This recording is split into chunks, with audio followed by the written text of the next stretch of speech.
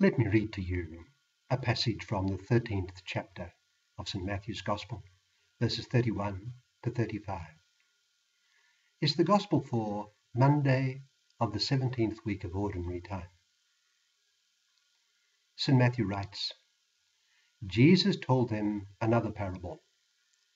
The kingdom of heaven is like a mustard seed, which a man took and planted in his field.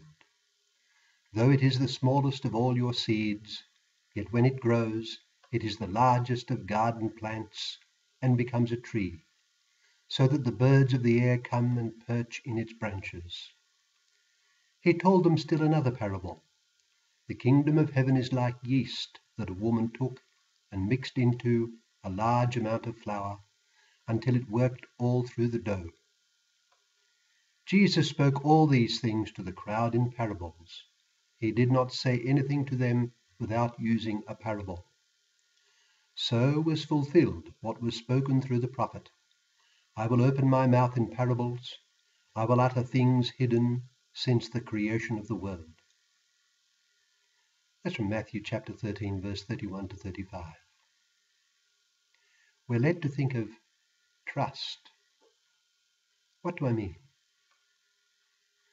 Well, one of the most obvious things about the saint is what we might call his optimism. But it is an optimism based not on mere personal temperament or past experience of good fortune, but on what God has revealed. It can therefore be present in a temperament that inclines towards pessimism and with a past experience of disappointments. The hope that drives is based on what God has revealed. The paradigm example, of course, is Jesus Christ, who faced terrible reversals and disappointments, but who never lost his, what we might call, optimism. All was based on the divine plan. His passion and death, so terrible a thing to face, was the pathway by which he was going to the Father and to his glory. During his trial before the Sanhedrin, the high priest put him on oath to state whether he was the Messiah, the Son of God, which they knew to be his claim. His answer would provide the pretext they sought and lead immediately to his death sentence. But he gave it. You have said it, he said. I tell you, hereafter you will see the Son of Man seated at the right hand of power and coming on the clouds of heaven. Matthew chapter 26 and Mark chapter 14. Humanly speaking, what could have been more totally depressing and discouraging? What could have driven away all optimism than his last hours hanging on the cross? There is no questioning the depths of his suffering. Indeed, we read him uttering the psalm that has the words, my God, why have you forsaken me? Mark chapter 15, verse 34. But what do we also see? There was something so striking about him that the dying criminal by his side was moved to describe him to his companion criminal as one who had done nothing wrong. He then turned to Christ and asked, Jesus, remember me when you come into your kingly power. And this was during his crucifixion. But then Christ, about to die an ignominious death, said to him, truly I say to you, today you will be with me in paradise. Luke chapter 23. Amid the apparent reversals, there was an unconquerable certitude in the heart of Jesus Christ as to the final upshot of all. This is the kind of optimism which is characteristic of and based on revealed religion.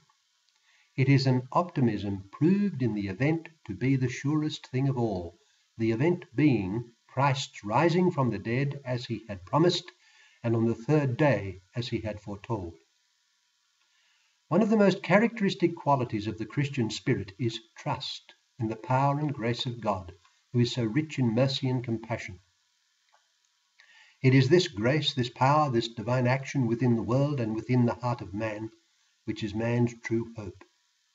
It has been won for us by Jesus Christ, and it is available to us through union with him. The fact of grace issues in trust.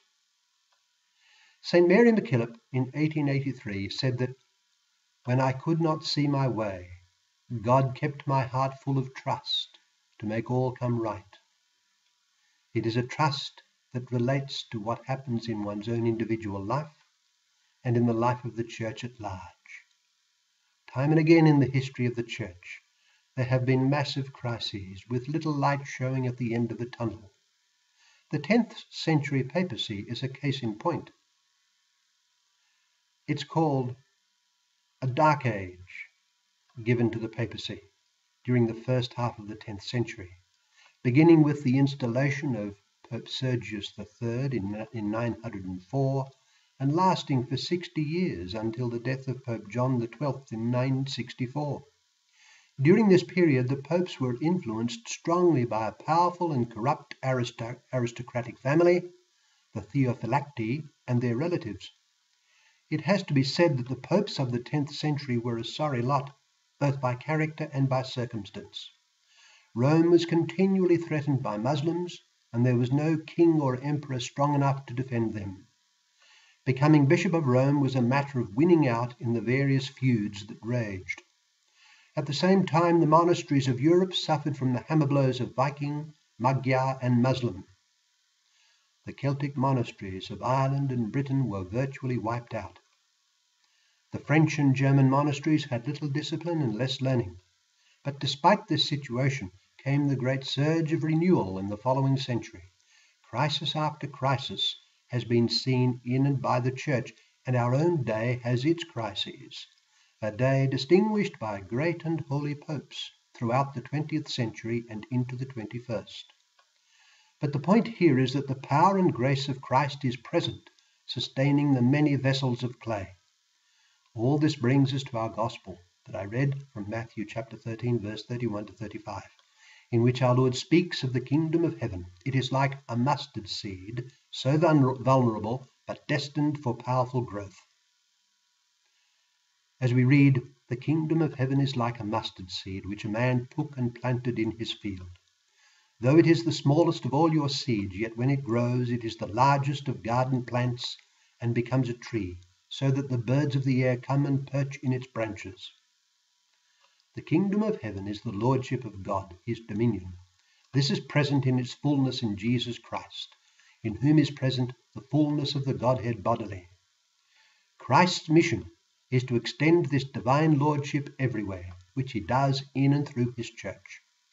Since it is Jesus Christ and his divine Spirit which is at work in our lives and in the church, let us ever trust.